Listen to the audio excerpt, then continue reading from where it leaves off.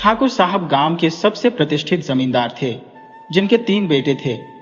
तीनों बेटों को देखकर ठाकुर साहब का गर्व आसमान छू जाता था। इनमें सबसे बड़ा बेटा जोरावर सिंह था, उसके बाद नवाब सिंह और सबसे छोटा फौलाद सिंह। फौलाद सिंह को बचपन में ही पोलियो हो गया था और गांव के माहौल में जितना इलाज मुमकिन था वो सब हुआ, लेकिन उसके पैरों में जान न लौट सकी, इसलिए वह कभी अपने पैरों पर खड़ा नहीं हो पाया। शुरुआत में तो ठाकुर साहब ने अपने छोटे बेटे की चिंता की, कई वैद्यों से दवा भी लेकर आए, लेकिन जब फौलाद सिंह की स्थिति में कोई सुधार नहीं हुआ तो ठाकुर साहब ने उसे नजरअंदाज करना शुरू कर दिया। यही दुनिया की रीत है। ठाकुर साहब का सारा प्यार और ध्यान उनके दोनों बड़े बेटों पर केंद्रित रहा। फौलाद सिंह जो किसट किसट कर जैसे तैसे चलता, उसने खुद को इस स्थिति के अनुसार ढाल लिया था। भले ही वह चल नहीं पाता था, लेकिन उसने कभी किसी का सहारा लेना पसंद नहीं किया। फौलाद समझ गया था कि लोग सहायता के बदले कुछ न कुछ जरूर चाहते हैं, और उसे लगता था कि वह किसी को कुछ दे पाने की स्थिति में नहीं है। ठाकुर साहब के पास भले ही हजारों हेक्टेयर जमीन थी, लेकिन फौलाद जानता था कि वह हमेशा अपने भाइयों पर निर्भर रहेगा। कभी कभी नकारात्मक सोच भी इंसान को सही दिशा दिखा देती है। फौलाद ने अपने नित्य कर्मों के लिए किसी पर निर्भर न रहने का प्रण किया। वह स्कूल भी नहीं गया, फिर भी उसका ज्ञान अपने भाइयों से अधिक था। वह बांसुरी बजाने में बहुत निपुण था और बांसुरी की धुन से वह अपनी अंदर की पीड़ा को भुला देता था। जोरावर सिंह और नवाब सिंह दोनों की शादी हो चुकी थी। दोनों की पत्नियां बड़ी ठाकुरों की बेटियां थी। जोरावर की पत्नी एक विधायक की बेटी थी, जिससे ठाकुर साहब को राजनीतिक लाभ भी मिला था। नवाब सिंह की पत्नी हालांकि केवल नाम की थी, वह फूहड़ता की प्रतिमूर्ति थी। वह भी एक अमीर बाप की बेटी थी, जो घर के बाहर के काम करने वालों को नौकर समझती थी। घर की सफाई तक का काम वह किसी औरत से करवा लेती थी। बस खाना बनाने का काम बचता था और उसमें भी उसकी जान निकल जाती थी। अक्सर दोनों औरतों की लड़ाई की आवाजें ठाकुर भान सिंह के कानों तक पहुंच जाती थी, जो अपने बड़े बेटों के साथ खेतों में काम में व्यस्त रहते थे। आज गेहूं की कटाई हो रही थी और भले ही मजदूर काम कर रहे थे, लेकिन देख रेख की जरूरत तो थी ही। सुबह सुबह तीनों उठकर खेतों की ओर चले गए। ठाकुर साहब ने कहा, दाता दीन, जरा हवेली तक जाकर खाना ले आना। दाता दीन, जो ठाकुर साहब का पुराना नौकर था, घर के हालातों को अच्छी तरह से जानता था। उसे इस बात का कोई भरोसा नहीं था कि हवेली में आज खाना बना होगा, क्योंकि आदमियों के बाहर जाते ही दोनों औरतों का युद्ध शुरू हो जाता था। आज भी हवेली के बाहर रखी बेंच पर दाता दीन को आराम करने का मौका मिल गया, लेकिन आज जो स्थिति उसने देखी वह पहले कभी नहीं देखी थी। एक औरत अपने खिलाफ सहन कर सकती है, लेकिन अपने मायके वालों के खिलाफ नहीं, और जब मायका ससुराल से बड़ा हो तो दबने का सवाल ही नहीं। बड़ी बहू ने गुस्से में कहा, सुरुचि, खबरदार, अगर मेरे माँ बाप के बारे में कुछ कहा तो तेरी जबान काट लूंगी। मेरे माँ बाप कोई साधारण लोग नहीं है, बड़े घराने के लोग हैं और उनके संस्कार भी बड़े होते हैं। सच तो यह है कि लड़की के संस्कार उसके मायके की प्रतिष्ठा को दर्शाते हैं। मैंने तो अपने मायके में कभी रसोई का काम नहीं किया, पर ससुराल में आते ही पूरे घर की जिम्मेदारी संभाल ली। एक भी दिन ऐसा नहीं गया कि घर पर 10-20 लोग न आए हो, पर कोई भी भूखा नहीं गया। बड़ी बहू की बातें सच थी, लेकिन यह उस समय की बात थी जब घर में देवरानी नहीं आई थी। देवरानी के आ जाने से प्रतिस्पर्धा ऐसी बढ़ी कि अब तो घर वालों को भी भूखा रहना पड़ता था। दाता दीन समझ गया कि आज उसे खाली हाथ लौटना होगा। काम करने वाले मजदूरों को भी पता चल जाएगा, और भले ही सामने कोई कुछ न कहे, पीठ पीछे जरूर बातें होंगी। दाता दीन कभी कभी काम में ढिलाई कर लेता था, लेकिन मालिक के प्रति वफादार था। दाता दीन हवेली की ओर चल पड़ा। कहते हैं, इत्र की महक को चाहे जितना छुपा लो, वो फैल ही जाती है। इसी तरह घर की बातें भी छिपाई नहीं जा सकती। दाता दीन ने ठाकुर साहब की इज्जत बचाने की बहुत कोशिश की, लेकिन मजदूरों के बीच कुछ भी छिपा नहीं रहता। वैसे भी ठेले से खरीदी गई पॉलीथीन की पैकिंग को कौन नहीं पहचान सकता। ठाकुर साहब के घर में बहुओं के बीच एका नहीं था, दोनों में बहुत झगड़े होते थे। जब दाता दीन खाना लेने हवेली पहुंचा तो देखा कि वहां अखाड़ा बना हुआ था। दोनों बहुएं एक दूसरे को गिरा गिरा कर पीट रही थी। दाता दीन यह सब देख भी नहीं पाया और सर झुकाकर चुपचाप निकल गया। ऐसी कितनी ही बातें लोगों के बीच घूम रही थी। ठाकुर भान सिंह संवेदनशील व्यक्ति थे, लेकिन बेकार की बातों में उलझने का कोई अर्थ नहीं था। फिर भी मन को संतुष्टि मिल रही थी। उन्हें लगा कि दोनों बेटों की पत्नियों को समझाना चाहिए। दोनों अपने अपने तरीकों से पत्नियों को मनाने लगे। घर में खाना नहीं बना था, आदमी भूखे थे, पर औरतें एक दूसरे को नीचा दिखाने में लगी थी। जोरावर ने दामिनी से कहा, देखो उसके मुंह क्यों लगती हो? उसकी तेरे सामने क्या हैसियत है? बड़े घर के लोग छोटे लोगों के मुंह नहीं लगते। जोरावर ने युक्ति से काम लिया और उसकी युक्ति काम कर गई। सुबह से रूठी हुई दामिनी अब गुस्सा छोड़ने को तैयार हो गई। दूसरी तरफ नवाब सिंह ने भी सुरुचि से कहा, बड़े लोगों के मुंह लगने से क्या फायदा? छोटे हमेशा हारते हैं। सुरुचि को यह तर्क हजम नहीं हुआ, लेकिन नवाब सिंह ने समझाया कि बड़े लोग छोटे को नीचा दिखाने का कोई मौका नहीं छोड़ते। दोनों औरतें दिन के विवाद को भूलकर शाम का भोजन बनाने की तैयारी करने लगी, लेकिन ठाकुर भान सिंह अभी भी संतुष्ट नहीं थे। उन्होंने कहा, औरतों का दिमाग तभी खराब होता है जब आदमी ज्यादा डील देते हैं। संसार में किसी ने अपनी पत्नी को प्रेम नहीं किया है। बस हमारे ये दो बेटे ही ऐसे निकले जो अपनी पत्नियों को इतना सिर चढ़ा रहे हैं कि पूरे गांव में मजाक बन गया है। कोई बात नहीं, अभी तो कुछ नहीं हुआ, आगे देखो क्या क्या होता है। ठाकुर भान सिंह आंगन में खड़े होकर जमकर अपनी भड़ास निकाल रहे थे, फिर बाहर बैठक में चले गए। अब उन्हें थोड़ी शांति महसूस हो रही थी और चैन की नींद आई। नींद में उन्हें यह पता ही नहीं चला कि उनकी क्रोध भरी वाणी ने दोनों बेटों के मन में वीरता का भाव भर दिया था। सचमुच बाबूजी सही कह रहे थे कि औरतों को तब तक कुछ समझ नहीं आता जब तक उनकी पूजा न की जाए। सुबह का वक्त था जब ठाकुर भान सिंह ने हवेली के हालात देखे तो उनके होश उड़ गए। घर की बेकदरी देखकर उनके चेहरे पर चिंता की लकीरें खिंच गईं।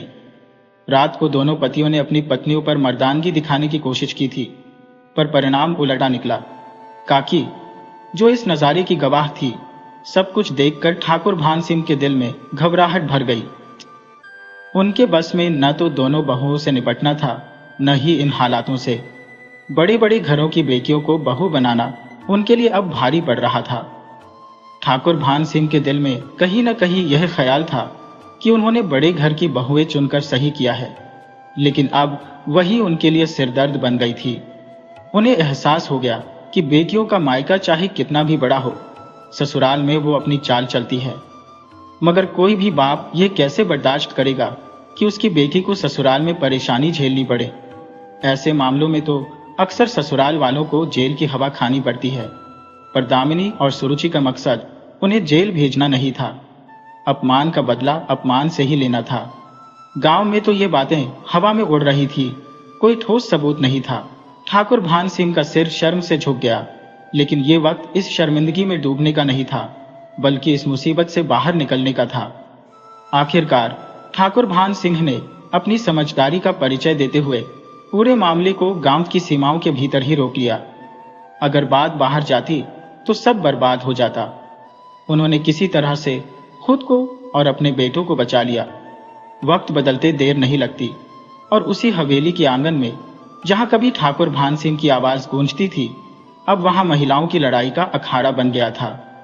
हवेली, जो कभी पुरुषों की शान का प्रतीक थी, अब महिलाओं की रेसलिंग का मैदान बन गई थी। दोनों ठाकुर रानियां, दामिनी और सुरुचि एक दूसरे से कम नहीं पड़ने के लिए किसी भी हद तक जाने को तैयार थी। कभी लगता कि दामिनी ने सुरुचि को मात दे दी, तो अगले ही पल सुरुचि अपनी चाल से वापसी करती। अगर यह असल रेसलिंग का मैच होता तो दर्शक तालियां बजाने पर मजबूर हो जाते। घर के मर्दों के पास इस लड़ाई को देखकर भी अनदेखा करने के सिवा कोई चारा नहीं था। अब तो ठाकुर साहब और उनके बेटे को भी ठेले वाले से पूड़ियां मनाने में कोई शर्म महसूस नहीं होती थी। दीवार के विवाद में सबसे ज्यादा फायदा ठेले वाले का ही हुआ था। हर रोज कुछ न कुछ नया हुआ करता, जिससे उसकी दुकानदारी चलती रहती। ठाकुर साहब अब उसके नियमित ग्राहक बन चुके थे। गांव में हर कोई इस घटना को लेकर चर्चाएं करता। कुछ लोग जासूस बनकर छटपटी खबरें फैलाते, जिनमें से ज्यादातर झूठी होती। पूरे गांव में एक ही व्यक्ति था जो वास्तव में ठाकुर साहब के दुख से दुखी था, जो उनकी परेशानी दूर करना चाहता था। उस व्यक्ति की छोटी सी बुद्धि में एक उपाय था जिससे सब कुछ बदल सकता था। ठाकुर साहब के नौकर दाता दीन के दिल में कई बार बड़े बड़े ख्याल आते, लेकिन वो उन्हें कह नहीं पाता। बहुत जरूरत पड़ने पर ही वो बोलता। एक दिन ठाकुर भान सिंह ने पूछा, दाता दीन आजकल क्या सोच रहा है? दाता दीन ने उत्तर दिया, कुछ नहीं मालिक। इस तरह ठाकुर भान सिंह और उनके परिवार के हालात बिखरते चले गए और हवेली की दीवारें धीरे धीरे खामोश हो गईं, जैसे उन पर जमी रंजिश की परतें गहरी होती जा रही हो। मालिक की सोच इस बात पर अटकी हुई थी कि यह दुनिया किस तरह नैतिकता की राह से भटकती जा रही है। धर्म और अधर्म के बीच की सीमाएं धुंधली हो गई हैं। मेरे चचेरे भाई की उम्र 40 के पार हो गई, लेकिन शादी अब तक नहीं हुई। ऐसे में वो एक जवान लड़की खरीद लाया। राम राम, ये कैसी घोर कलयुग की स्थिति है? ठाकुर साहब बोले, तुम कुछ भी बकते हो? लड़की कोई बकरी थोड़ी है जिसे खरीदा जा सके। दाता दीन समझ गया कि मालिक के मन में कौतूहल जाग रहा है। वह भी जैसे एक चतुर व्यापारी की तरह बातें छेड़ रहा था। उसने कहा, मालिक, पहले तो मुझे भी यकीन नहीं था, लेकिन हाथ कंगन को आरसी क्या। बहुत से लोग इसी तरह के पाप करके अपना गुजारा चलाते हैं। कुछ धोखे में प्रेमियों से फंसती है, तो कुछ अपने ही रिश्तेदारों की चाल में फंसती है। ये लड़कियां वही है जिन्हें मजबूरन बेचा जाता है। ये धंधा कई राज्यों में खूब फल फूल रहा है। सुना है पुलिस भी इसमें हाथ बटाती है। कुछ देर की खामोशी के बाद दाता दीन ठाकुर साहब के मन के भावों को ताड़ गया था। उसने कहा, मालिक, मैं सोचता हूं कि धर्म और अधर्म की व्याख्या बेहद जटिल है। भगवान राम ने भी बाली को धोखे से मारा था, और महाभारत के युद्ध में कर्ण का वध क्या धर्म था? वैसे भी इन लड़कियों को उनके माता पिता भी अपनाने को तैयार नहीं होते। इस तरह उनका जीवन बच जाता है। इनमें मायके की कोई शेखी नहीं होती और ये घर भी अच्छे से संभाल लेती है। मेरी चाची भी बेहद खुश है। वो पूरे घर का काम करती है और चाची को कोई काम नहीं करने देती। ठाकुर भान सिंह कुछ देर विचार करते रहे, फिर धीरे धीरे अपने मन की बात व्यक्त करने लगे। कुछ भी हो, इन लड़कियों की पवित्रता तो संदिग्ध होती है। दाता दीन ने जवाब दिया, मालिक, जैसी कीमत वैसा मान। इस धंधे में पवित्रता की कीमत सबसे ज्यादा होती है। लड़कियों की पवित्रता को संभाल कर रखा जाता है, और जिसकी पवित्रता खंडित हो जाती है वो बाजार में नहीं बिकती। अब आपसे क्या छुपाना मालिक, आप तो खुद समझदार हैं। फिर से शांति छा गई। ठाकुर भान सिंह को एक हल दिखने लगा। हालांकि ठाकुर साहब धार्मिक और नैतिक मूल्यों में विश्वास रखते थे, फिर भी वे इसे सोच समझकर धर्म का रूप देने का मन बना रहे थे, जिसे उनकी आत्मा अभी भी पूरी तरह स्वीकार नहीं कर पा रही थी। अगर सच में इस तरह किसी लड़की को खरीदकर भोला सिंह से शादी करा दी जाए तो सारी समस्याएं खत्म हो जाएंगी। उस लड़की का मायका तो उसे अपनाने से रहा, तो वो किसके बल पर कुछ करेगी? मन में कई तरह के विचार आते जाते रहे। अंत में स्वार्थ ने धर्म पर विजय पाई। अधर्म ने धर्म का चेहरा पहनकर कहा, इसमें अधर्म कहाँ है? जिससे लड़की का जीवन पहले ही बिगड़ चुका है उसे हम सुधारेंगे। ठाकुर भान सिंह और दाता दीन के बीच आंखों ही आंखों में बात हो गई और दाता दीन मालिक का काम करने निकल पड़ा। ये काम इतना आसान भी नहीं था। आखिर उसे ऐसी लड़की खरीद कर लानी थी जो मालिक की उम्मीदों पर खरी उतरे। कहीं पहले से दूषित लड़की मालिक के परिवार के लिए सही नहीं होगी। दाता दीन की वफादारी काबिल ए तारीफ थी। मालिक के काम के लिए उसने कहां कहां नहीं भटका, और आखिरकार उसकी तलाश एक लड़की पर आकर रुकी। इस लड़की की पवित्रता पर शंका करने का कोई भी कारण नहीं था। उसके एक करीबी रिश्तेदार ने उसे छल से एक गैंग के हवाले कर दिया था। इसके बाद वह कितने ही संघर्षों से गुजरती हुई यहां तक आ पहुंची थी। मुझे भी यह भली भांति ज्ञात था कि भारतीय समाज देवियों की पूजा तो करता है, पर देवी स्वरूप स्त्रियों पर यकीन नहीं करता। उसे लगातार यही समझाया गया था कि अब उसके माता पिता भी उसे स्वीकार नहीं करेंगे। फिर जीवन तो जीना ही है। किसी वैश्या के जीवन से बेहतर है कि वह यहाँ रहे। लड़के का नाम सत्यवती बताया गया था, पर उसे सभी कुछ और ही पुकारते थे। उसकी उम्र लगभग 20 साल थी और गोरा रंग उसके चेहरे की सुंदरता को और भी निखार रहा था।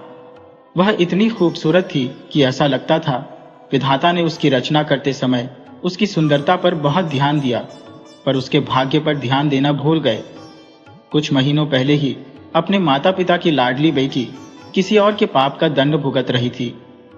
कोलाद सिंह की स्थिति उस बिल्ली के समान थी जो दूर से मांस के टुकड़े को ताक रही थी। अचानक मांस का टुकड़ा गिर गया।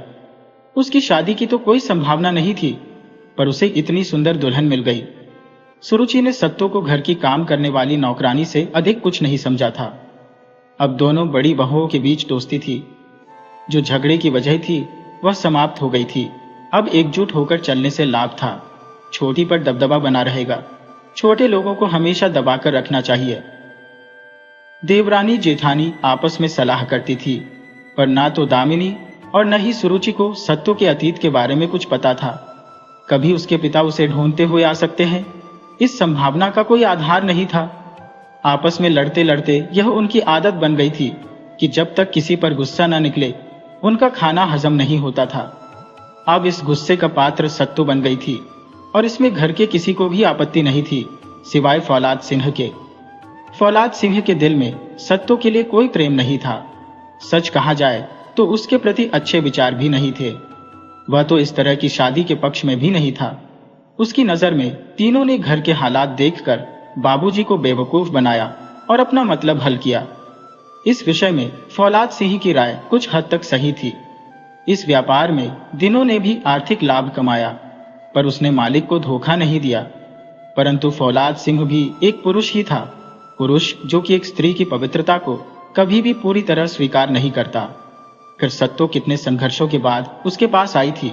उसके शुद्ध होने पर वह शंका नहीं करता था। सत्तो की पवित्रता के विषय में उसकी राय एकदम दृढ़ थी। उसने अब तक सत्तो को पत्नी का दर्जा भी नहीं दिया था, पर घर की नौकरानी पर बेवजह हाथ उठाना, उसे मारना पीटना कहाँ तक सही है। अब उसकी जिंदगी भी हवेली में ही कटनी है तो उसके साथ इंसान जैसा व्यवहार करना चाहिए। सत्तो फौलाद सिंह के समर्थन को उसका प्रेम समझती थी। वैसे भी उसके दिल में फौलाद सिंह के प्रति पहली नजर में ही दया आ गई थी। खुद के लिए तो सभी जीते हैं, यदि मेरा जीवन किसी के काम आ जाए तो यह बहुत बड़ी बात है। सत्तो मन ही मन यही सोचती थी। पुरुष और स्त्री में यही स्वाभाविक अंतर है। स्त्री वहां से सोचना शुरू करती है जहां पुरुष सोचना बंद कर देते हैं, परंतु बहुत बार यह सोचना गलत साबित होता है। सबसे पीड़ादायक पल वह होता है जब एक स्त्री को यह एहसास होता है कि वह जो सोच रही थी वह गलत था। फौलाद सिंह का दोहरा व्यक्तित्व सत्तो के मन में उलझन पैदा कर रहा था। आखिर ये कैसी अजीब हालत है जहां उसके जबरन बने पति उससे बेरुखी से पेश आते हैं। ठाकुर साहब, आप अपने दिल में ये कैसे ख्याल बना सकते हैं कि मैं ऐसी हूं? सत्तो समझ नहीं पा रही थी कि वह अपने पति से कैसे बोले, क्या कहे। फौलाद सिंह ने कहा, यह सिर्फ मेरे नहीं, किसी के भी विचार ऐसे ही होंगे। मैंने तुम्हें सिर्फ मजबूरी में अपनाया है, लेकिन पत्नी के रूप में स्वीकार नहीं कर सकता। यह सच्चाई है। सत्तो ने पूछा, फिर मेरे पक्ष में आपका अपनी भाभीयों से झगड़ा करना क्या है? इस पर फौलाद सिंह ने जवाब दिया, आखिर मैं भी एक इंसान हूं, कुछ तो इंसानियत है मुझ में। सत्तो समझ गई कि फौलाद सिंह आखिरकार एक पुरुष ही है, मगर उसमें इंसानियत का कुछ अंश बाकी है।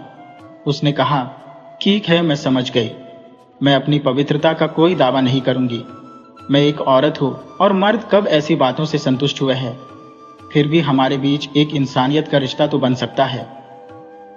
फौलाद सिंह ने सत्तो की बात का असल मर्म नहीं समझा। अचानक उसके मन में एक अनजाना ख्याल उठा जो शायद उसके लिए सही नहीं था। उसने कहा, देखो, मैं तुम्हारी तकलीफ समझ सकता हूं। क्या तुम अपने माता पिता का नंबर बताओगी? मैं उन्हें यहां बुला दूंगा। सत्तो ने जवाब दिया, अब कौन माता पिता, कौन संबंधी, कौन पुराना जीवन। अब कोई मुझे अपनाएगा नहीं। आखिर सच क्या है? मेरा यही कि मैं एक औरत हूं। मर्द अपनी इंसानियत का दम भरते हैं और मैं औरत होकर इंसानियत का रास्ता दिखाऊंगी। फौलाद सिंह उसकी बातों का मतलब पूरी तरह नहीं समझ पाया। बस इतना समझा कि सत्तो अब अपने पुराने जीवन में लौटना नहीं चाहती। सत्तो अब तक सबके जुल्म सहन करती आई थी, लेकिन अब उसके तेवर बदल गए थे। हालांकि यह गुस्सा खुद के लिए नहीं, बल्कि फौलाद सिंह के लिए था। भले ही दोनों के बीच कोई खास रिश्ता नहीं था, पर इस बात का किसी को अंदाजा नहीं था। सत्तो ने घर के मामलों में हस्तक्षेप करना शुरू कर दिया, खासकर फौलाद सिंह की जरूरतों को लेकर। उसने कहा, क्या यह सही है कि सबकी जरूरतें पूरी हो रही हैं, पर मेरे पति की विशेष जरूरतों का कोई ख्याल नहीं रखा जा रहा। उन्हें चलने में दिक्कत होती है, फिर भी उनके लिए कोई व्हील चेयर नहीं है। शौचालय की व्यवस्था भी उनके मुताबिक होनी चाहिए। इन छोटी छोटी बातों का ध्यान क्यों नहीं रखा गया? अंततः सत्तू की कोशिशों से फौलाद सिंह की जरूरतें पूरी की गईं। घर में सबको लगने लगा कि सत्तू अपने पति का बहुत ख्याल रखती है। छोटी बहू के बारे में घर में चर्चा होने लगी कि वह सचमुच बहुत अच्छी है, पूरा घर संभाल रही है और खुद के लिए कुछ नहीं मांगती, बस पति की हर जरूरत का ख्याल रखती है। लेकिन सत्य क्या था? कोई नहीं जानता था कि सत्तू वास्तव में फौलाद सिंह की इंसानियत का बदला चुका रही थी, क्योंकि हर धर्म का अंत इंसानियत से होता है और इंसानियत से ही धर्म की शुरुआत होती है। दिखावा और आडंबर दिल को तुरंत भा जाते हैं, पर असली इंसानियत धीरे धीरे लोगों के दिलों में घर करती है और स्थायी प्रभाव छोड़ती है। आडंबर कभी कभी फिसल जाते हैं, पर इंसानियत का धर्म हमेशा प्रेम में खिला रहता है। फौलाद सिंह के दिल में सत्तू के लिए अच्छे विचार नहीं थे, लेकिन इंसानियत के नाते वह उसका साथ दे रहा था। सत्तू भी उसी इंसानियत के रास्ते पर चल रही थी जिससे वह अपना धर्म निभा रही थी। दोनों के दिलों में धीरे धीरे प्रेम का बीज अंकुरित होने लगा था। भले ही दोनों इसे स्वीकार नहीं कर रहे थे, लेकिन वह प्रेम का पौधा धीरे धीरे बढ़ने लगा, जैसे वह कह रहा हो, कब तक मेरी उपेक्षा करोगे? मैं एक दिन विशाल वृक्ष बनूंगा। सच्चाई यह है कि सत्य को झूठ कहने से वह कभी झूठ नहीं बनता। फौलाद सिंह अपनी पुरानी धारणाओं से विद्रोह करने लगा। सोचने लगा, ये लड़की वैसी नहीं लगती जैसे मैंने सोचा था। ये तो साक्षात देवी का रूप है। इस जन्म में मैंने कुछ खास अच्छा नहीं किया, पर लगता है विधाता ने मेरे किसी पिछले पुण्य का फल मुझे देने का मन बनाया है, तभी इस सत्य को मेरे जीवन में भेजा है। लेकिन मन कभी कभी उल्टी दिशा में भी चलता है। फौलाद सिंह के मन में शंका उठी, ये कहना या करना इस लड़की की मजबूरी भी हो सकता है। अब वह अपने पुराने जीवन में वापस नहीं जा सकती, वहां कोई उसे स्वीकार नहीं करेगा। इंसान को अपना सम्मान सबसे ज्यादा प्यारा होता है। अगर किसी की बेटी किसी अनाचार की दोषी हो जाए तो उसके माता पिता उसे मरा मान लेते हैं। शायद सत्तू भी अपने पापों का प्रायश्चित कर रही है। फौलाद सिंह के मन में तमाम ख्याल उमड़ घुमड़ रहे थे। वो चाहे जितना भी दृढ़ क्यों न हो, कभी कभी उसके विचार उसे बेचैन कर देते थे। उसका मन शांत नहीं रहता। अरे, खुद को इंसान कहने वाले, मानवता का ढिंडोरा पीटने वाले, क्या तुमने कभी उस लड़की के बारे में सोचा है? उसका सच जानने की कोशिश की है? उसके दर्द को समझा है? वह सोचता था वो अब तुम्हारी पत्नी है, लेकिन क्या तुमने उसे कभी पत्नी का मान दिया है? उसकी इच्छाओं को समझने की कोशिश की है? फौलाद सिंह का दिल करता था कि एक बार सत्तू को अपने पास बुलाकर उसके मन की बात पूछे, उससे प्रेम से बात करे, पर हर बार उसका अहंकार उसे रोक देता। सत्तू भी अपने मन की उलझनों में फंसी थी। उसे पता था कि वह इतनी मजबूर नहीं है कि अकेले जिंदगी नहीं बिता सके। उसका हुनर, उसकी काबिलियत आज भी उसके साथ है। उसके मन में ये बात पक्की थी कि उसके पुराने जीवन में अब कोई उसे अपनाएगा नहीं। फिर भी वह इतना क्यों सहन कर रही है? क्यों नहीं इस बड़ी दुनिया में निकल जाती? वह अपने हुनर के दम पर कहीं भी अपना जीवन बिता सकती थी, पर हर बार फौलाद सिंह के प्रति उसकी करुणा उसे रोक देती। वह करुणा जो अब प्रेम का रूप ले चुकी थी, पर सत्तू इसे सिर्फ करुणा ही मानती थी। छोटे ठाकुर की कहानी सत्तू को संघर्षों की कहानी लगती थी। उन्होंने भी अपने जीवन में बहुत कुछ सहन किया है। सत्तू का मन करता था कि जब उसने यही रहने का फैसला कर लिया है तो एक बार छोटे ठाकुर के पास जाकर उन्हें हिम्मत दे। उनसे कहे, भले ही आपके पास पैर नहीं है, पर ईश्वर ने सभी को कुछ न कुछ खासियत दी है, आपको भी दी होगी। उस छिपी हुई काबिलियत को सामने लाए। क्या आप सच में बेसहारा हैं? लेकिन सत्तू ऐसा नहीं कर पाती।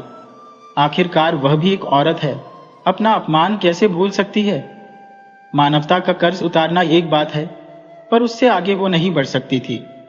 मानवता के रास्ते पर चलते हुए हवेली में कुछ ही महीनों में बदलाव दिखने लगा। पहली बार इस हवेली में फौलाद सिंह का सम्मान बढ़ा। सत्तो भी सुकून में थी। ठाकुर भान सिंह अब छोटे बेटे और बहू का हालचाल पूछने लगे थे। फौलाद सिंह की जेब में अब कुछ पैसे रहने लगे थे। दुनिया को दिखाने के लिए ही सही, लेकिन उनकी जरूरतें मानी जाने लगी थी। सबसे बड़ा बदलाव तो उस दिन आया जब ठाकुर भान सिंह ने अपनी सबसे छोटी बहू के लिए कुछ गहने बनवाए। सत्तो को पास बुलाकर कहा, बेटी, कुछ हद तक तुम्हारा दोषी मैं भी हूं, मुझे माफ कर दो। वादा करता हूं कि आगे से इस हवेली में तुम्हारे साथ कोई अन्याय नहीं होगा। मैं चाहता हूं कि मेरी छोटी बहू भी दूसरी बहुओं की तरह सज धज कर रहे। मुझे ससुर नहीं बल्कि अपना पिता मानकर ये उपहार लो। सत्तो के दिल में ये बात घर कर गई। उसे अपने पिता की याद आ गई। कैसे उसके पिता उसकी छोटी छोटी खुशियों के लिए जी जान लगा देते थे। उसे नहीं पता कि अब वो उसे याद भी करते होंगे या नहीं। उसका दिमाग कहता था कि शायद उन्होंने उसे भुला दिया होगा, लेकिन दिल कहता था कि यह सच नहीं है। हाँ, वो अभी भी उसकी राह देख रहे होंगे। सत्तो की आंखें आंसुओं से भर गईं। जब उसने ठाकुर भान सिंह की तरफ देखा तो उसके सामने जैसे उसके अपने पिता खड़े थे। सत्तो अपने ससुर के चरणों में झुक गई और उसके अंदर का सैलाब आंखों के रास्ते बह निकला। ठाकुर साहब के दोनों पैर धीरे धीरे सत्तो के सिर पर आ गए। सत्तो अपनी पहली जीत की खुशी मना रही थी। घर में वैसे तो दामिनी और सुरुचि दोनों ही सत्तो को छोटा समझती थी और उस पर हुक्म चलाना अपना हक मानती थी। ये उनकी गलती नहीं बल्कि उनके संस्कारों की वजह थी। वे धनी पिता की बेटियां थी और उनमें मानवता का अभाव था। लेकिन जब ठाकुर भान सिंह ने घर में साफ साफ कह दिया कि अब किसी ने छोटी बहू को तंग किया तो घर से निकाल दूंगा, तब दोनों घबरा गईं। उन्होंने समझ लिया कि इस वक्त समझदारी इसी में है कि नरमी से पेश आया जाए। दामिनी की शादी को 5 साल हो गए थे। सुरुचि की शादी को भी 3 साल पूरे होने वाले थे, पर दोनों की गोद अब तक सूनी थी। दामिनी को तो कई डॉक्टरों को दिखाया गया, उपवास और पूजा पाठ भी खूब हुए, पर जब भगवान नाराज होते हैं तो कुछ नहीं हो सकता। अब तक किसी ने ज्यादा ध्यान नहीं दिया था, पर धीरे धीरे सबके मन में यह सवाल उठने लगा कि घर में बच्चे की किलकारियां क्यों नहीं गूंजी। व्रत उपवास से भी ईश्वर खुश नहीं हुए, पर जब छोटी बहू को दिखाने के लिए भी सही बराबरी दी गई तो ईश्वर मानो प्रसन्न हो गए। कुछ ही दिनों में दोनों बड़ी बहुओं के गर्भवती होने की खबर आई। लोग कहने लगे कि यह तो छोटी बहू का असर है। इतने समय से कुछ नहीं हुआ और अब जब छोटी बहू के कदम हवेली में पड़े तो खुशियां भी आईं। हालांकि यह सब महज संयोग था, पर खुशियों के इस पल में एक और चिंता ने घर में जगह बना ली। घर में कोई बड़ी समझदार औरत नहीं थी। अगर ठाकुरानी जानकी देवी जिंदा होती तो बहुओं का साथ देती, लेकिन अब तो बहुएं भी अभी लड़कियां ही हैं। उन्हें इन हालातों की क्या जानकारी। सबसे छोटी सत्तो थी और ठाकुर साहब के लिए यह चिंता का विषय बन गया था। इस स्थिति में उनके समधी और समधीन उनकी मदद कर सकते थे। आखिर यह उनकी अपनी बेटियों का मामला था, इसलिए दोनों समधियों को खुशखबरी के साथ संदेश भेजा गया और उनसे मदद की गुहार की गई। लेकिन हकीकत यह है कि बड़े लोग इन मामलों में अलग तरीके से सोचते हैं। एक सामान्य व्यक्ति ऐसी स्थिति में अपनी बेटियों की देखभाल को प्राथमिकता देगा, लेकिन बड़े लोग हर संबंध को पैसे से तोलते हैं। मानवीयता अक्सर उनके लिए गौण हो जाती है। दोनों समधियों की नजरों में ठाकुर भान सिंह की समझ छोटी थी, इसलिए वो आगे नहीं बढ़ पाए। उन्होंने सोचा, क्या हम अपनी बेटियों की देखभाल खुद करेंगे? ये काम तो किसी नर्स से भी हो सकता है। फिर हमें क्यों परेशान किया जा रहा है? ऊपर से तो उन्होंने ठाकुर साहब से कुछ नहीं कहा, पर दोनों के पास अनगिनत बहाने थे। दामिनी की मां ने कहा कि वह खुद अपनी देखभाल नहीं कर पा रही है और सुरुचि के घर से भी तरह तरह के बहाने आ गए। ऐसे बहाने जिन्हें मानना हर किसी की मजबूरी थी। गांव में बहुएं अपने ससुर से सीधे बात नहीं करती, उनसे पर्दा करती है।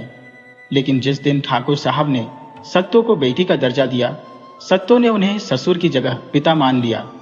हर समय तो नहीं, लेकिन जब भी ठाकुर साहब को चिंता में देखती तो उनसे बात करने लगती। सत्तो ने कहा, पापा जी, आप परेशान लग रहे हैं। ठाकुर साहब बोले, हाँ बेटी, हमारे गांव में कोई नर्स नहीं है और अब तुम्हारी भाभियों को आराम की जरूरत है। ऐसे में उनकी देखभाल कौन करेगा, यही चिंता की बात है। सत्तो ने कहा, पापा जी, आप बिल्कुल चिंता मत करें, सब कुछ ठीक हो जाएगा, आपको कोई शिकायत नहीं मिलेगी। घर के लोग यह मानने को तैयार नहीं थे कि इस जिम्मेदारी को सत्तो निभा सकती है, पर जब तक कोई नर्स नहीं मिल जाती तब तक काम तो चलाना ही है। सत्तो ने घर को भी संभाल रखा था और फौलाद सिंह की देखभाल भी करती थी। अब सत्तो दोनों जेठानियों की जिम्मेदारी भी संभालने लगी थी। उन्हें क्या खाना देना है, उनकी देखभाल कैसे करनी है, इसका सारा ज्ञान उसे जैसे खुद ब खुद हो गया। ये देखकर सब चकित थे कि सत्तो से एक भी गलती नहीं हुई।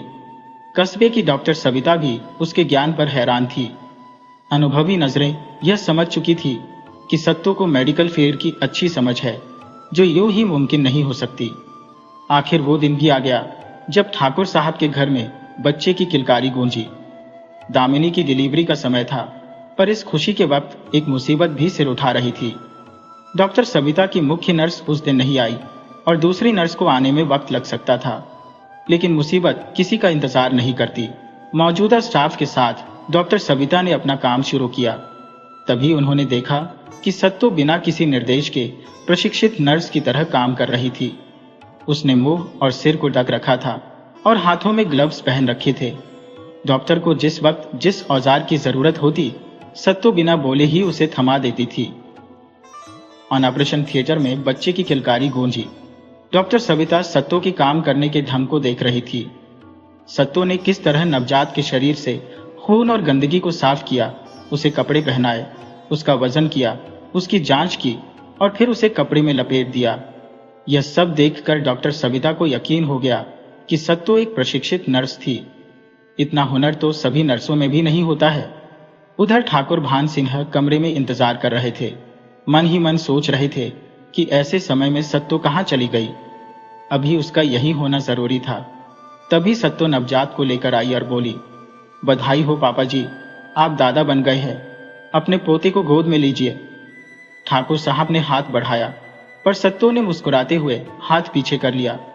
अरे, हमारा नेक तो आपने दिया नहीं पापा जी। एक पल के लिए सत्तो भूल गई कि वह कोई नर्स नहीं है जिससे नेक लेना है। अगले ही पल उसे एहसास हुआ और वह झेप गई। उसने पोते को ठाकुर साहब की गोद में दे दिया और फिर जल्दी से वापस चली गई, क्योंकि उसे जच्चा की सफाई करनी थी। अपने काम को अधूरा छोड़कर वह नहीं जा सकती थी। दूसरी तरफ लोग दबी आवाज में कहते थे कि इलाके में कई लड़कियां गायब हुई हैं, पर उनमें से केवल सत्यवती की रिपोर्ट थाने में दर्ज थी। साल भर से ज्यादा हो गया था और सत्यवती का पिता यमा लगातार थाने के चक्कर लगाते रहते थे। वे कई बार दूसरे शहरों में लड़की को ढूंढने भी गए थे। उनकी जिंदगी का एकमात्र मकसद था अपनी गुमशुदा बेटी को ढूंढ निकालना। रामदीन, जो बैंक में चपरासी था, और उसकी पत्नी सावित्री, जो एक घरेलू महिला थी, ने अपनी बेटी को बेटे का प्यार भी दिया था। समय के साथ सत्तू की उम्र बढ़ती गई और पति पत्नी का प्यार भी। रामदीन अपनी बेटी के लिए कुछ भी कर सकता था। वह अपनी हैसियत से बढ़कर भी खर्च करता। रामदीन और सावित्री की जिंदगी में सबसे बड़ा गर्व का पल तब आया जब सत्तू को जिलाधिकारी महोदय ने बेस्ट नर्स का पुरस्कार दिया था। वे अपनी बेटी की तारीफ करते नहीं थकते थे। सत्तू वाकई काबिल थी। इतनी कम उम्र में वह सभी डॉक्टरों की चहेती बन चुकी थी। वह बच्चों को हंसाती, बुजुर्ग महिलाओं को हिम्मत देती और बीमारियों का ऐसा इलाज करती कि लोग उसे किसी चमत्कार से कम नहीं मानते थे।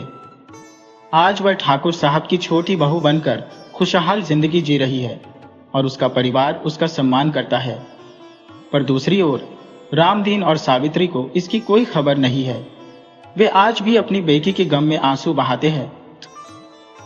1 साल से भी ज्यादा हो गया और रामलीला और सावित्री की जिंदगी पूरी तरह बदल चुकी थी। एक रात सत्तो अस्पताल में ड्यूटी करने गई, लेकिन अगली सुबह घर वापस नहीं आई। उस दिन से लेकर आज तक रामलीला और सावित्री उसकी तलाश में दर दर भटक रहे हैं। रामलीला की नौकरी में इतनी छुट्टियां नहीं मिलती थी, इसलिए उसने नौकरी ही छोड़ दी। जो थोड़ी बहुत पुश्तैनी जमीन थी उसे बटाई पर देकर और पुरानी जमा पूंजी से काम चला रहे हैं। लोग उन्हें पागल समझने लगे हैं। कहते हैं कि जिस लड़की ने उनकी इज्जत मिट्टी में मिला दी उसी के लिए पागल हो रहे हैं। लेकिन इन बातों का रामलीला और सावित्री पर कोई असर नहीं पड़ता। थाने में थानेदार उन्हें फटकारता है, पर फिर भी वो बार बार वहां पहुंच जाते हैं। अखबारों में अपनी बेटी की फोटो निकलवाते हैं, सूचना देने वाले को भारी इनाम देने की घोषणा करते हैं। अब वो अखबार वालों के नियमित ग्राहक बन गए हैं। अखबार वाले भी उन्हें नाराज नहीं करना चाहते, इसलिए उनकी आवभगत करते हैं। लेकिन जैसे ही रामलीला वहां से हटते हैं, अखबार वाले उनकी बेबसी पर हंसते हैं। सोचते हैं कि अब खोज रहा है, पहले ध्यान रखता तो ये नौबत नहीं आती। वे यह भी कहते हैं कि लड़की किसी के साथ भाग गई होगी, हो सकता है किसी कोठे की शोभा बना दी गई हो। पुलिस ने रिपोर्ट लिखकर अपनी जिम्मेदारी पूरी समझ ली, पर जब रामलीला और सावित्री उनसे पूछने जाते हैं तो वे बड़ी बड़ी बातें करते हैं और अपमानित भी करते हैं। अरे भाई, हम अपनी तरफ से कोशिश कर रहे हैं, आपको भी साथ देना होगा, दरोगा कहता है। रामलीला और सावित्री जवाब देते हैं, बाबूजी, हम पूरी कोशिश कर रहे हैं, इस बार भी उसे ढूंढने गए थे। तब दरोगा व्यंग्यात्मक मुस्कान के साथ कहता है, कहां कहां तलाश की? क्या उन जगहों पर भी गए जहां लड़की मिल सकती है? रामलीला समझते हुए भी अनजान बनता है, लेकिन भीतर ही भीतर जल रहा होता है। उसका मन करता है कि दरोगा को वहीं मार दे, फिर चाहे फांसी हो जाए। उसे लगता है कि उसने अपनी बेटी को मुसीबत से बचाने में नाकामी हासिल की है। लेकिन रामलीला के मन में यह बात कभी नहीं आई कि सत्तू किसी प्रेमी के साथ भाग सकती है। उसे अपनी बेटी पर और उसकी परवरिश पर पूरा भरोसा था। उसकी सत्तू हमेशा उसे अपने दिल की बात बताती थी, तो अगर ऐसा कुछ होता तो वह सबसे पहले उसे बताती। प्रेम और विश्वास के सहारे ही रामलीला का धैर्य बना हुआ था। उधर भ्रष्ट पुलिस अधिकारियों ने भी अपनी ईमान बेच दी थी, और जो कभी थाने के सर्वेसर्वा थे, आज वो भी आम अपराधियों की तरह जेल में बंद थे। अब थाने में एक नई टीम थी जो ईमानदार और कर्तव्यनिष्ठ थी। इस नई टीम ने आते ही दिखा दिया कि वे अपने काम को बखूबी निभाने में सक्षम है। नई इंस्पेक्टर राधा और दरोगा मयूरी की जोड़ी पहले भी कई जगहों पर मिसाल कायम कर चुकी थी। खास बात यह थी कि इंस्पेक्टर राधा मयूरी की सास थी, और ये दोनों पुलिस विभाग की बिगड़ी छवि को सुधारने में लगी हुई थी। इंस्पेक्टर राधा मयूरी की सास थी, ये बात ही अपने आप में खास थी। राधा का बेटा नारायण पुलिस में अफसर था, जो बदमाशों से मुठभेड़ के दौरान अपनी ड्यूटी निभाते हुए शहीद हो गया था। राधा के पति हुकुम सिंह भी पुलिस में थे, और उन्होंने भी अपनी जान कुर्बान कर दी थी। इस परिवार में किसी को भी मौत से खौफ नहीं था, जैसे सब एक ही मिट्टी से बने हो। जहां भी हालात काबू से बाहर हो जाते, उन्हें वहीं भेजा जाता। उनकी जिंदगी का मकसद बस यही था। लेकिन अब तक उनके ध्यान में ये नहीं आया था कि लड़कियों के गायब होने के मामलों पर भी गौर किया जाए। राधा और मयूरी, जो अपनी ड्यूटी को पूजा समझती थी और औरतों की ताकत को अच्छे से जानती थी, अब जब उन्हें सच्चाई का पता चला तो वे चुप नहीं बैठने वाली थी। अगर जरूरत पड़ी तो अपनी जान भी कुर्बान करने को तैयार थी, क्योंकि यह उनके परिवार की आन बान शान थी, जिसे वे बखूबी निभा रही थी। आज का दिन कुछ अलग था। दोनों ही औरतों का मन काम पर जाने का नहीं था, लेकिन पुलिस की नौकरी में आराम कहाँ। हर साल एक दिन ऐसा जरूर आता था जब राधा अपने बेटे और मयूरी अपने पति को याद करके कुछ देर आंसू बहाती थी। राधा के पति का शहीद होना भी एक पुरानी बात थी, और वक्त के साथ उस दुख पर मरहम लग चुका था। लेकिन बेटे और बहू का दुख वो आज भी ताजा था। राधा ने मयूरी के कंधे पर हाथ रखा तो मयूरी पलटकर राधा से लिपट गई। ये वही मयूरी थी जो ड्यूटी पर फौलाद मानी जाती थी। आज दोनों औरतें अपनी भावनाओं को रोक नहीं पा रही थी। राधा बोली, न बेटा, इतना नहीं रोते, जबकि खुद राधा भी रोई जा रही थी। फिर भी वो मयूरी को चुप करा रही थी। मयूरी ने कहा, मम्मा, जरा रोने भी नहीं देती हो? साल में बस एक दिन तो रोने का हक दो। प्रेम के दीपक में आंसू बने घी को बहा लेने दो। राधा ने मयूरी को अपने सीने से चिपका लिया, जैसे माँ अपने छोटे बच्चे को दुख से बचा लेती है। मयूरी थोड़ी देर के लिए अपने दुख भूल गई। फिर दोनों ने एक दूसरे के आंसू पोंछे और सब सामान्य हो गया। उस हवन से मिली ताकत में आज मयूरी कुछ और ही लग रही थी। आज उसने वो सभी शिकायतें देखी जो पहले अनदेखी की जा रही थी।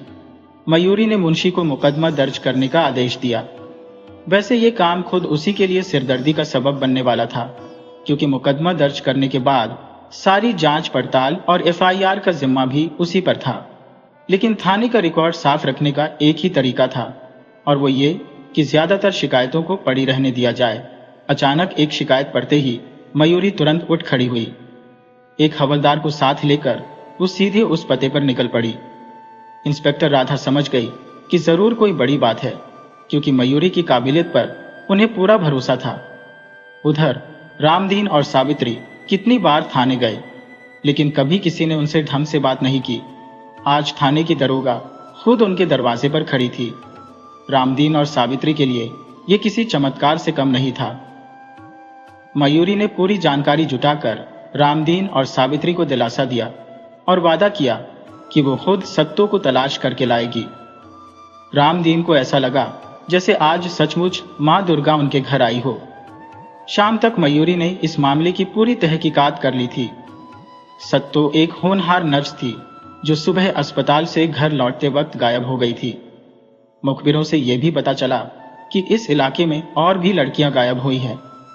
राधा को भी अब चिंता होने लगी कि कहीं मयूरी बिना बताए किसी दबिश पर तो नहीं निकल गई। इस लड़की में बस यही कमी थी, पूरी बात नहीं बताती। तभी मयूरी वापस आकर बोली, मैडम, बड़ी गड़बड़ है। राधा का मन हुआ कि उठकर मयूरी को गले लगा ले, लेकिन ड्यूटी पर भावनाओं से दूर रहना जरूरी था। फिर भी मयूरी की बात सुनकर वो चौंक गई और थोड़ी ही देर में सारे मुखबिर थाने में हाजिर थे। राधा ने तीखी नजरें घुमाते हुए कहा, तुम सब मुफ्त में काम नहीं करते हो, हम तुम्हें मनचाहा मेहनताना देते हैं। मुझे बस एक ही चीज चाहिए, गायब हुई सभी लड़कियों की पूरी जानकारी मेरे पास होनी चाहिए। शहर में कुछ भी असामान्य लगे तो मुझे तुरंत खबर मिलनी चाहिए। गुमशुदा लड़कियों का रहस्य जल्द से जल्द सुलझना चाहिए। राधा फिर मयूरी की ओर मुड़ी और बोली, मयूरी, इस केस की जांच तुम अपने अंदाज में करोगी, लेकिन अगर कुछ बड़ा कदम उठाने का इरादा हो तो मुझे पहले बताना। मयूरी ने सैल्यूट किया और बोली, यस मैडम। उसके बाद वह तुरंत निकल गई। राधा जानती थी कि अब मयूरी घर नहीं लौटेगी। दरअसल यह उनकी दोनों की कमजोरी थी। जब तक अपराधी उनके शिकंजे में न आ जाए तब तक सास बहू चैन से नहीं बैठती थी। कुछ ही समय में सब कुछ बदल गया था। कुछ महीने पहले तक जो सत्ता पर खरी उतरी थी, वो औरत अब सबकी निगाहों में ऊंची उठ चुकी थी। पहले उसे खरीदा हुआ समझा जाता था और कई बार उस पर दामिनी और रुचि ने हाथ भी उठाया था। उसकी पवित्रता पर उसके पति फौलाद सिंह को भी विश्वास नहीं था। लेकिन आज वही औरत सत्य ठाकुर साहब की हवेली की रानी बन गई थी। उसकी दोनों जेठानियां उसे बहुत इज्जत देती थी। अब हवेली में जो कुछ भी होता था वह उसकी मर्जी से होता था। जहां पहले हवेली की बहुओं के झगड़े गांव में चर्चा का विषय होते थे, वही आज वहां 3 बहुएं नहीं बल्कि 3 बहनें रहती थी। सत्तू के बाद रुचि की जान पहचान में भी संतों का प्रमुख हाथ था। आज गांव का बच्चा बच्चा जानता था कि सत्तू कोई साधारण लड़की नहीं है। वह एक बेहतरीन नर्स थी, लेकिन गांव में उसे डॉक्टर बहू के नाम से जाना जाता था। युवा लड़कियां उससे सलाह लेने के लिए हमेशा उसके पास आती थी। गांव का कोई भी व्यक्ति बीमार होता तो दरवाजे पर आवाज लगाता, अरे डॉक्टर बहू, जरा अपनी चाची को देख लेना। और वह आवाज देती, अभी आई चाचा। देखती हूँ चाची को क्या हुआ। वैसे तो गांव में बहुएं बड़ों से बोलती नहीं थी, पर सत्तू पर यह नियम लागू नहीं होता था। वह गांव की बहू नहीं बल्कि बेटी थी। पुराने रीति रिवाजों के समर्थक भी अब अपनी धारणाओं से हटने लगे थे। सही बात तो यह है कि वक्त के साथ चलना ही समझदारी है। अगर बहू अपने ससुर से बात करती है तो इसमें परेशानी की क्या बात है। परिवार में सभी को एक दूसरे की जरूरत होती है और बातचीत से समस्याओं का हल भी निकल आता है। सत्तू के साहस की जितनी तारीफ की जाए वो कम है। वह महिलाओं के स्वावलंबन का पाठ पढ़ाने वाली थी, एक ऐसी लड़की जो कभी नहीं थकती। उधर ठाकुर बान सिंह ने अपने नातियों के जन्म पर भव्य समारोह का आयोजन करने का फैसला किया। परिवार में सहमति बनने के बाद तैयारियां शुरू हो गईं। सभी रिश्तेदारों और आसपास के गांवों को निमंत्रण भेजा गया। ठाकुर साहब के मिलने वालों की लंबी सूची थी। सभी को न्योता दिया गया। फिर भी ठाकुर साहब को लग रहा था कि कुछ छूट रहा है। अंततः उन्होंने सत्तू से कहा, बेटी, तैयारियों में कोई कमी तो नहीं रह गई है। सत्तू ने कहा, नहीं पापा जी, सब ठीक है, ठाकुर साहब ने गंभीर स्वर में कहा। फिर मुझे क्यों लगता है कि कुछ छूट रहा है? सत्तू हैरान रह गई। ठाकुर साहब कुछ देर चुप रहे, फिर बोले, बेटी, क्या तुम्हारे माता पिता सचमुच तुम्हें नहीं अपनाएंगे? मुझे तो लगता है कि वे तुम्हें याद कर रहे होंगे। जब मैं तुम्हें अपनी बहू के रूप में स्वीकार कर सकता हूं, तो तुम्हारे पिता तुम पर विश्वास क्यों नहीं करेंगे? मुझे नहीं पता कि तुम्हारे माता पिता कौन है, लेकिन वे निश्चित रूप से महान है, क्योंकि उन्होंने तुम्हारे जैसी गुणी बेटी को जन्म दिया है। एक बार अपने पिता से बात कर लो और अपनी मां का हालचाल पूछ लो। उन्हें भी इस आयोजन में बुला लो। सत्तू उनके शब्दों पर विचार करने लगी। उसका मन दुविधा में था। क्या उसके माता पिता सचमुच उसे याद कर रहे होंगे या उसे भूल चुके होंगे? जब बात सम्मान की आती है तो लोग अपना प्रेम तुरंत त्याग देते हैं। ससुर जी की बात सत्य है, लेकिन क्या यह संभव नहीं है कि अगर उन्हें पता चले कि मैं यहां हूं तो वे इस परिवार पर संकट डाल देंगे? कैसे वे स्वीकार करेंगे कि मैं इस घर में हूं? अब यह मेरा घर है और ससुर जी मेरे पिता है, जेठ जी बड़े भाई है और जिठानियां बड़ी बहनें हैं। अपने अतीत के लिए मैं अपने वर्तमान परिवार को संकट में नहीं डाल सकती। एक दिन मयूरी का फोन बजने लगा। उसने उठाकर कहा, हेलो। दूसरी तरफ से आवाज आई, हेलो मैडम, मैं संतरा बोल रहा हूं। एक जरूरी खबर देनी है। जतीपुरा गांव की लड़की संध्या कल से लापता है। मयूरी की टीम तुरंत हरकत में आ गई और तकनीकी साधनों का इस्तेमाल करते हुए अपराध की दिशा का सुराग मिला। इंस्पेक्टर राधा ने एक बार फिर मुखबिरों को सतर्क किया। ये लड़की शहर से बाहर नहीं जानी चाहिए, मानव तस्करी का मामला है। जल्द ही अपराधी पुलिस की गिरफ्त में आ गए। लॉकअप में जब उनसे सख्ती से पूछताछ हुई तो कई सफेद पोश भी इस गंदे धंधे में शामिल पाए गए। शिवानी, जो एक जानी मानी समाज सेवी के रूप में मशहूर थी, असल में महिलाओं के एनजीओ की आड़ में तस्करी का काम कर रही थी। लोग उसे देवी मानते थे, पर वह असल में एक राक्षसी निकली। लॉकअप में भी शिवानी के चेहरे पर अहंकार साफ झलक रहा था। उसने राधा से कहा, तुम क्या समझती हो? मेरी ताकत का तुम्हें अंदाजा नहीं है। थोड़ी देर में बाहर निकल जाऊंगी। मेरी शादी तो मैं पलक झपकते ही तुड़वा सकती हूं। राधा ने उसकी बातों का जवाब एक जोरदार थप्पड़ से दिया, जिससे शिवानी को दिन में तारे नजर आने लगे। राधा ने कहा, यह वर्दी किसी की दया से नहीं मिली है जो इसे उतरवा दे। चाहो तो ऊपर तक जिसे चाहो फोन कर लो। मैं तुम्हें पूरे 2 घंटे का वक्त देती हूं। देख लो क्या तुम्हारी ताकत तुम्हारे काम आती है। अगर नहीं तो चुपचाप हमारे सारे सवालों के सही जवाब दे देना, नहीं तो तुम्हें बर्फ की सिल्ली पर लिटाकर पिटाई करूंगी, जिससे पूरा शरीर जिंदगी भर दर्द में रहेगा। शिवानी ने 2 घंटे तक नेताओं को फोन घुमाए, लेकिन कोई नतीजा नहीं निकला। राधा की ईमानदारी की धाक के सामने सब खामोश रहे। जैसे जैसे समय बीतता गया, शिवानी के चेहरे पर निराशा बढ़ती गई। आखिरकार शिवानी की हिम्मत टूट गई। उसने राधा से कहा, मैडम प्लीज मुझे मत मारो, मैं सब कुछ सच सच बताऊंगी। लॉकअप में शिवानी की तेज आवाजें गूंज रही थी। कुछ घंटे पहले जो औरत अपनी ताकत पर इतरा रही थी, वही अब राधा से रहम की भीख मांग रही थी। उसकी सूचनाओं से यह पता चला कि यह एक बड़ा गिरोह है जो लड़कियों को एक जगह से दूसरी जगह ले जाकर बेचता था। कुछ लड़कियों को वेश्यावृत्ति के धंधे में धकेल दिया जाता था, लेकिन इस बड़े तंत्र को तोड़कर लड़कियों को वापस लाना आसान नहीं था। असंभव शब्द उन लोगों के लिए होता है जो अपने काम से बचते हैं। राधा और मयूरी ने अपने जीवन में बहुत कुछ खोया था। वे दोनों अपने कर्तव्य के लिए समर्पित थी। उनका सिद्धांत था, या तो कार्य पूरा करो या फिर कर्तव्य की राह में अपना सर्वस्व अर्पित कर दो। धीरे धीरे गायब लड़कियां वापस आने लगी। कई दोषी जेल में थे, लेकिन सत्यवती अभी भी लापता थी, जिसकी तलाश में कई अपराधी जेल में बंद थे। राधा और मयूरी को पूरा यकीन था कि वे एक दिन रामदीन और सावित्री को उनकी बेटी से जरूर मिलवा देंगी।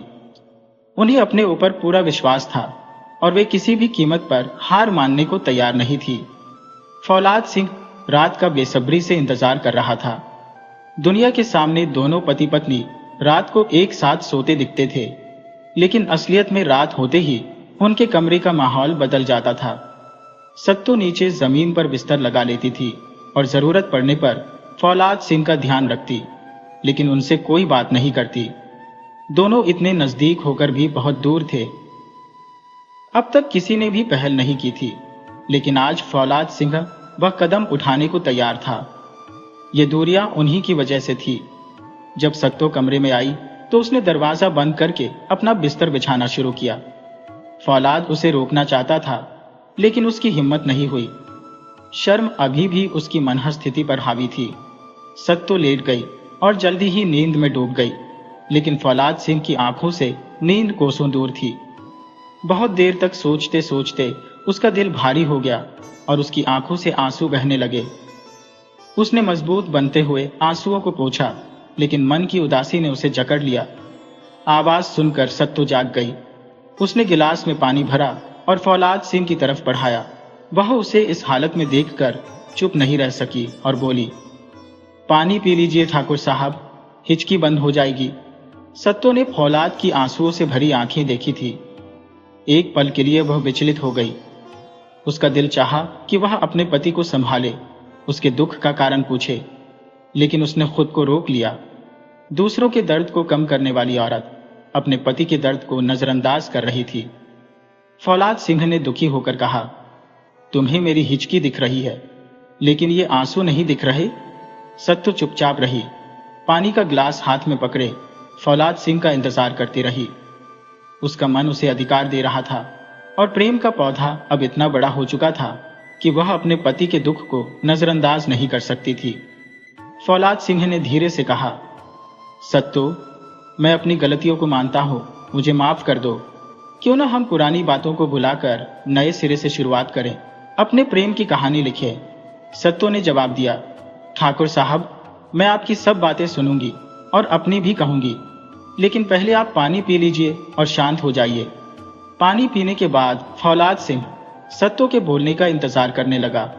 सत्तो बोली, ठाकुर साहब, मुझे थोड़ा समय चाहिए। मुझे आप पर फिर से विश्वास करने के लिए वक्त चाहिए। आपके विचारों की स्थिरता पर यकीन करने के लिए कुछ समय लगेगा। प्रेम एक बहुत बड़ी चीज है, हमें इस परखने में वक्त तो लगेगा। आखिर सिर्फ इसलिए मुझे समय न दिया जाए कि मैं एक औरत हूं, शायद सही नहीं होगा, है ना? आपने भी तो मुझे पवित्र मानने के लिए समय लिया था। फौलाद सिंह ने सत्तो के तर्कों के सामने हार मान ली और कहा, तुम्हारी बातें सही है, तुम मुझ पर विश्वास करने में समय ले सकती हो, लेकिन क्या हम आज से दोस्ती का रिश्ता बना सकते हैं? सत्तो को इसमें कोई आपत्ति नहीं थी। आज सत्तो ने अपने पति को दोस्त मानकर उसी के बिस्तर पर सोने का निर्णय लिया और उसे इतना तो भरोसा करना होगा कि बिना उसकी अनुमति के फौलाद सिंह उसे छुएगा भी नहीं। अब फौलाद का इम्तिहान था कि वह दोस्ती की परीक्षा में खरा उतरे। सत्तो के साथ प्रेम रथ पर सवारी करने से पहले उसे दोस्ती की शर्तों को पूरा करना था। वैसे एक ही बिस्तर पर सो रहे मर्द और औरत दोनों का मन कभी भी विचलित हो सकता है, लेकिन फौलाद सिंह को सत्तो की मित्रता की कसौटी पर खरा उतरना था ताकि वह अपने प्रेम को हमेशा के लिए पा सके। हवेली में आज बहुत चहल पहल थी। लगभग सारे रिश्तेदार आ चुके थे। अनेकों हलवाई, टेंट वाले, बिजली वाले और फूल वाले काम में लगे थे। किसी के पास फुर्सत नहीं थी। बच्चों के जन्म पर हिजड़े भी नेक मानने आ चुके थे, पर आज फिर से हवेली पर पहुंचे थे। ठाकुर भान सिंह ने उन्हें भी निराश नहीं किया। हवेली में ढोल बजने लगे थे, लेकिन अचानक पुलिस की कई गाड़ियां आ पहुंची। इंस्पेक्टर राधा के पास आईजी साहब का पत्र था, जिसमें लिखा था कि उनके मामले की जांच के लिए स्थानीय पुलिस को उनकी मदद करनी थी। इंस्पेक्टर राधा ने सख्त लहजे में कहा, सब कुछ बंद करो, सबको पकड़ो, कोई बचकर नहीं निकलना चाहिए, आदमी हो या औरत, पहले सभी को गिरफ्तार करो। अभी किसी की कोई बात नहीं सुनी जाएगी। पुलिस की संख्या सैकड़ों में थी। पुरुष और महिला पुलिसकर्मी सभी को पकड़कर गाड़ियों में बैठाने लगे। पड़ोसी, रिश्तेदार, किसी का भी बहाना काम नहीं आया। आखिरकार ठाकुर भान सिंह ने पूछा, मैडम जी, आखिर मामला क्या है? आप मुझे नहीं पहचानती? विधायक जी, जो दामिनी के पिता भी थे, ने इंस्पेक्टर राधा से कहा। मैडम, हम तो यहाँ के ठाकुर हैं, हमारा अपराध से कोई लेना देना नहीं है। इंस्पेक्टर राधा ने गंभीरता से उत्तर दिया, अगर आपका कोई वास्ता नहीं होता तो हम इतनी दूर से नहीं आते। लड़की खरीदना कोई कानूनन काम नहीं है। ठाकुर साहब अब समझ गए थे कि उनकी गलती को छुपाना संभव नहीं। वे चुपचाप पुलिस की गाड़ी में जाकर बैठ गए। अब उन्हें अपना जीवन अंधकारमय लगने लगा था। उन्हें एहसास हो गया था कि अधर्म का फल तो भोगना ही पड़ेगा, और इस पाप के जिम्मेदार केवल वही थे, उनके परिवार के अन्य लोग नहीं। हवेली में जो चहल पहल थी वो अब शांति में बदल चुकी थी। पुलिस ने सभी पुरुषों और महिलाओं को गाड़ियों में भरकर थाने पहुंचा दिया। हलवाई और अन्य कामगार अपना काम समेटकर चले गए। इंस्पेक्टर राधा के मन में एक सवाल था कि इनमें अपहृत लड़की कौन सी है। कोई भी लड़की जबरदस्ती के लक्षण नहीं दिखा रही थी। क्या यह अपराध लड़की खरीदने से भी आगे बढ़ गया है? क्या सत्यवती इनमें है या नहीं? कहीं उन्होंने उसे खत्म तो नहीं कर दिया, या फिर वह डर के मारे साथ बैठी है? थाने में पहुंचते ही रामदीन ने अपनी बेटी को पहचान लिया। रामदीन ने सत्तो की तरफ इशारा करते हुए कहा, मैडम जी, यही मेरी बेटी है। और फिर वो बेटी के गले लग गया। सत्तो भी पिता के कंधे से लगकर रोने लगी। रामदीन ने भावुक होकर पूछा, कहाँ चली गई थी तू? मैंने तुझे कहाँ कहाँ नहीं ढूंढा। कैसी है तू? सत्तो ने पिता को शांत करने की कोशिश करते हुए कहा, पापा, मैं ठीक हूं। आप मुझे तलाश रहे थे, मुझे पता था। रामदीन ने रोते हुए कहा, तुझे ऐसा क्यों लगा कि मैं तुझसे दूर हो जाऊंगा? तुझे हाथों से पाला पोसा है और मैं तुझ पर अविश्वास करूं, ऐसा कैसे हो सकता है? तुझ पर मेरा भरोसा अटूट है। दोनों ने एक दूसरे का हालचाल पूछा और इंस्पेक्टर राधा ने तब तक कोई हस्तक्षेप नहीं किया। जब दोनों शांत हो गए तो इंस्पेक्टर राधा सत्तो को सबसे अलग ले गई। लगभग 40 मिनट बाद वे लौटी। ठाकुर साहब के परिवार के हर सदस्य के लिए यह समय भारी बीत रहा था। भले ही सत्तो अब परिवार में अच्छी तरह से समा गई थी, लेकिन वह वास्तव में उसकी मजबूरी थी। आमतौर पर अपहृत लड़की को उसके घर वाले भी स्वीकार नहीं करते और इस तरह का अपराध उन्हें सामाजिक धारा से अलग कर देता है। लेकिन रामदीन जैसे पिता के होने से सत्तो का जीवन बदलने में देर नहीं लगी। दामिनी और सुरुचि ने तो सत्तो को शुरू में मारपीट भी की थी। फौलाद सिंह एक कोने में बैठकर विचारमग्न था। उसने अपनी पिछली गलतियों को भुलाने का प्रयास किया था और दोस्ती के नियमों का पालन कर रहा था। पहले उसने सत्तो को पत्नी का दर्जा नहीं दिया था, लेकिन सत्तो ने अभी तक उसे पति का दर्जा नहीं दिया। अब किस्मत सत्तो के पक्ष में थी। संभव है उसे हवेली की जीवन शैली पसंद न हो, या उसके मन में पहले से कोई और बसा हो। वह मजबूरी में ये सब निभा रही थी, लेकिन वक्त का चक्र देखो। कल तक जो मजबूर थी, आज वही अपनी तकदीर बना रही है। इंस्पेक्टर राधा भी बड़ी सख्त थी। सत्तो अब अपनी किस्मत को खुद गढ़ेगी और ऐसा करने में वह दूसरों की परवाह नहीं करेगी। इस बीच ठाकुर भान सिंह ने महसूस किया कि सत्तो उनके खिलाफ कोई गलत कदम नहीं उठाएगी। उन्होंने सत्तो से उसके पिता के बारे में पूछा था, लेकिन उनके मन में थोड़ी चिंता बनी हुई थी। जब सत्तो वापस आई तो उसके साथ इंस्पेक्टर राधा और रामदीन भी थे। दोनों के चेहरों पर संतुष्टि की हल्की सी झलक थी। सत्तो, पापा और इंस्पेक्टर ठाकुर साहब के पास गए। उन्होंने कहा, ठाकुर साहब, हमें माफ कर दीजिए। सत्तो ने हमें सब सच बता दिया है। भले ही आपने उसे खरीदा था, लेकिन आप उसे आजाद कराना चाहते थे। आपने तो उसे उसके घर भेजने की कोशिश की, लेकिन आपके मन में यह डर था कि उसके घर वाले उसे अपनाएंगे नहीं। इंस्पेक्टर राधा ने हल्की मुस्कान के साथ कहा, सत्तो की शादी उसकी मर्जी से हुई है, इसलिए आप पर कोई मुकदमा नहीं बनता। बस आपको अदालत में गवाही देने के लिए 1-2 बार आना होगा। आप सभी जा सकते हैं। इंस्पेक्टर राधा सोच में पड़ गई।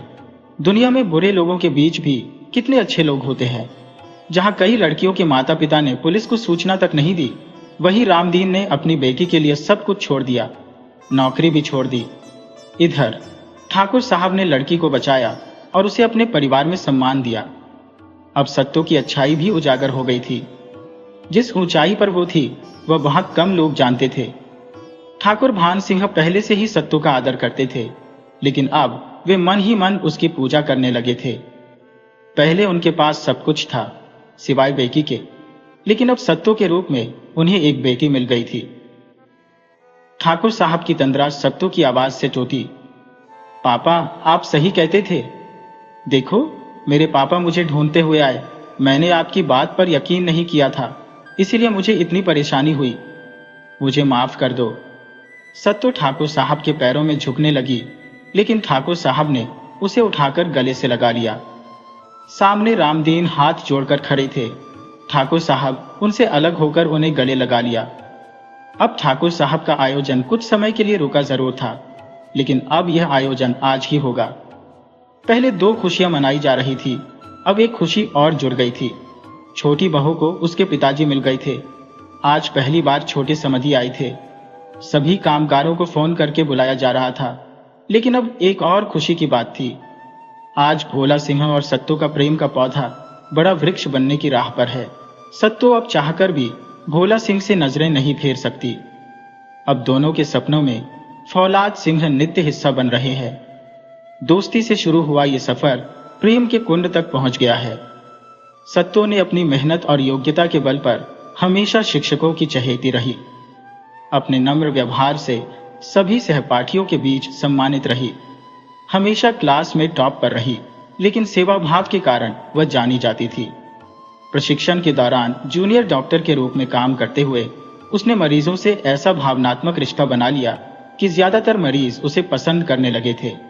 MBBS करने के बाद सत्तू ने स्त्री रोग विशेषज्ञता हासिल करने के लिए आगे की पढ़ाई की, जबकि फौलाद सिंह ने संगीत की साधना में वक्त बिताया। सत्तू के पास अनेकों बड़े अस्पतालों में नौकरी के ऑफर आए, लेकिन उसने उन्हें ठुकरा दिया। उसका लक्ष्य समाज की सेवा करना था, इसलिए वह अपने गांव में ही क्लिनिक चलाने लगी। उसके ससुर ठाकुर भान सिंह और पति फौलाद सिंह ने भी उसकी मदद की। समय के साथ गांव में डॉक्टर सत्तू का बड़ा अस्पताल बन गया, जिसमें दूर दूर से मरीज इलाज के लिए आते थे। अब सत्तू और फौलाद सिंह के प्रेम का प्रमाण उनकी बेटी मेनका बन गई। सत्तू ने साबित कर दिया कि एक बेटी भी बेटे से कम नहीं होती। अंत में सत्तू ने अपने माता पिता को पाया और ठाकुर साहब ने एक बेटी।